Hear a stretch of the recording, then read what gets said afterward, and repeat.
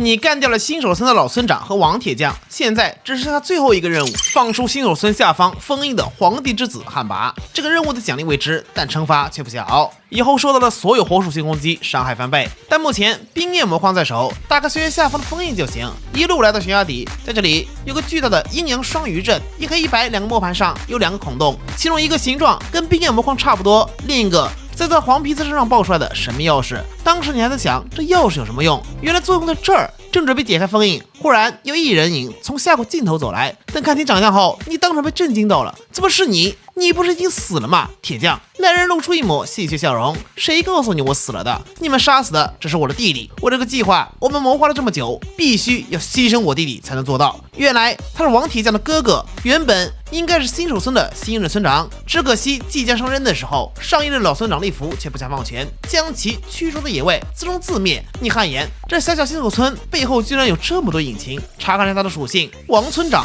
半音级 BOSS 20级，生命值514145，攻击3999。好家伙，500万的生命值再加上4000的攻击，现阶段绝对是断层级的存在。逆攻手故意套话，原来是王村长。不过我很好奇，你到底在谋划什么呢？摧毁了新手村对你似乎也没好处呀。他却放声狂笑，神情癫狂。谁告诉你我要做了新手村村长的？我要做的是成为星辰帝国的驸马爷。你立刻想到了冷若雪公主，她就是星辰王的公主，而且正好在新手村。原来王村长的目标是她，可公主就在新手村，你可以直接追求，没必要毁了这里吧？当然有必要。他面色狰狞，冷若雪公主怎么可能看得上我这样卑贱的草民？要她屈服，就必须让她有求于我。在他的解释中，事情真相被逐步还原。他被驱逐出新手村后，发现了冷若雪公主的存在后，便开始筹划。因为星辰王国没有王子，一旦他成为驸马，未来王位唾手可得。冷若雪公主如果被放出来，就会从复活祭坛离开，所以复活祭坛必须被摧毁，老村长他们也必须要死。你心中大概明白，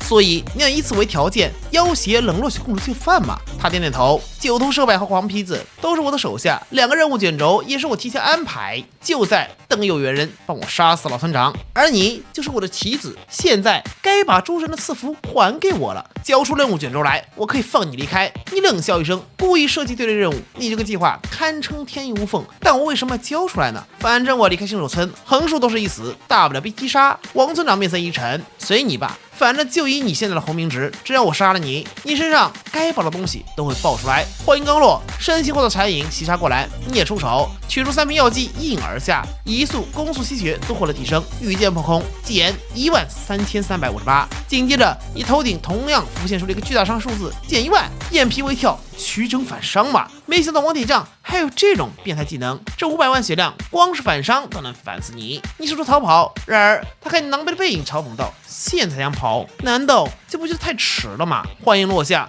悬崖上方石壁破开，你的藤蔓朝你抽打过来，九头蛇柏嘛，你认出来了这道攻击手段，一个后空翻，惊险避开攻击，可不得落地，就听到后方有扑哼声传来，黄皮子突然现身，并发动偷袭，利爪划在盔甲上，带起一连串火花，同时一个伤害数字从你头顶出现，减1580，你被3名 BOSS 给团团围住。现在这局面想离开已经不现实，面对九头蛇柏和黄皮子还好说，但再加上一个白银级的 BOSS 王村长，你就不是对手了。他从后方追来，魔帝没有必要浪费时间了，把东西交出来，我们还可以是朋友。未来如果成为星辰王国国王，可以封你伯爵和对应的领主之星。你挑挑眉，的确没理由拒绝。虽然诸神吃福很好，可如今局面已经无力回天。忽然悬崖之上有雪花飘落，周围气温开始骤然下降，系统弹出的提示：你受到寒气伤害，移速降低12%，攻速降低12%。突如其来的变故让你们俩都愣住。只见悬崖半空，一个衣着华丽的女子，脚下凝结出冰霜，踏空而来，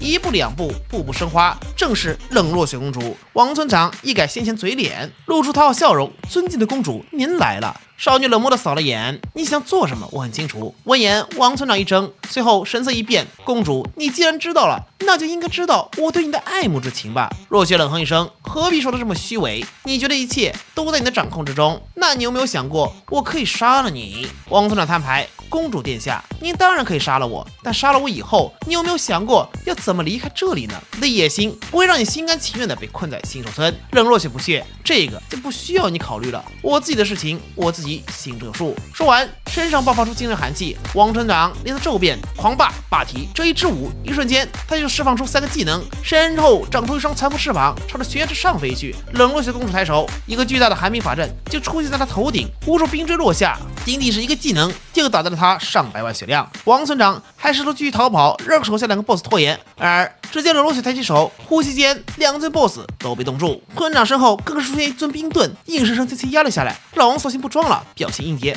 杀吧杀吧，你要是能杀死我，我也认了。你见他一副不怕死的样子，瞬间想清楚其中问题，他现在已经不是 NPC 了，而是一位 BOSS。和 NPC 最大的区别特性，那就是被击杀以后会重新刷新，换而言之就是复活。例如九头蛇柏和黄飞都被你击杀过，可他们还是出现在这里。见冷若雪不再攻击，老王嘿嘿一笑，不要着急生气，我们只是互惠互利。我想当国王，你想掌权，想想看，你离开星辰王国这么长时间，贸然回去，没有谁能帮你。但如果你嫁给我，我可以，我是野怪，也是 NPC， 关键是我得到过一个诸神赐福，可以跟冒险者一样升级成长。听到这4个字，冷若雪终于动容。在游戏内，不管是 NPC 还是野怪，基本上都有个限制，那就是无法突破现有桎梏继续变强，而他竟然打破了这个限制嘛。见公主面露犹豫，老王继续趁热打铁，一个可以成长无限复活的帮手，能跟你以后在星辰王国争夺王位的过程中带来多大帮助呢？放心，我们可以假结婚，不会对你构成影响，只要最后我们能成为星辰王国的王就够了。说实话，他开出的条件让你都觉得很不错，可冷若雪思考片刻后，最终还是摇了摇头，反而看向了你。我想我可以选择的合作伙伴有很多，例如魔帝。王村长愤怒咆哮，不，为什么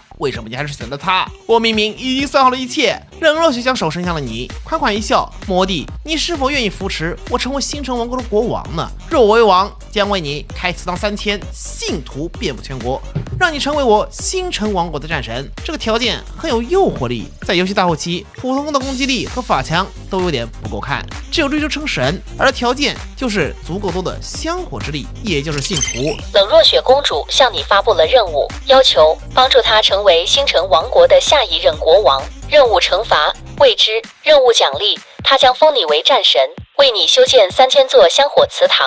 你当然没有拒绝的理由，半跪下地拱手，若雪公主，我愿意助你成王。下一个问题来了，公主，我们该怎么离开新手村呢？听到你这话，冷若雪目光落在双鱼法阵上，很简单，放出旱魃，它会打破空间壁垒，我们趁机跟着离开就行。王村长气急败坏，冷若雪，你简直就是一个疯子，你知道放出旱魃会有多大影响吗？少女笑了笑，知道，不过那又如何？毫不犹豫出手，眨眼间就冰封方圆百里。王村长瞪大眼眸，就被冰冻在那，动弹不得。魔帝，打开封印！你点头，将身上装备全都储存在公柜仓库中，然后填入冰焰魔矿和神秘矿石。下一瞬间，带地颤抖，阴阳双鱼图案开始出现裂纹，炽热的高温从下方溢散而出，空间裂纹在身后，在周围出现。魔帝，日后再见，记得来绿蜘蛛的地盘找我。冷若雪一步迈出，已经消失不见。你是真的要吐了呀！我还没上车啊！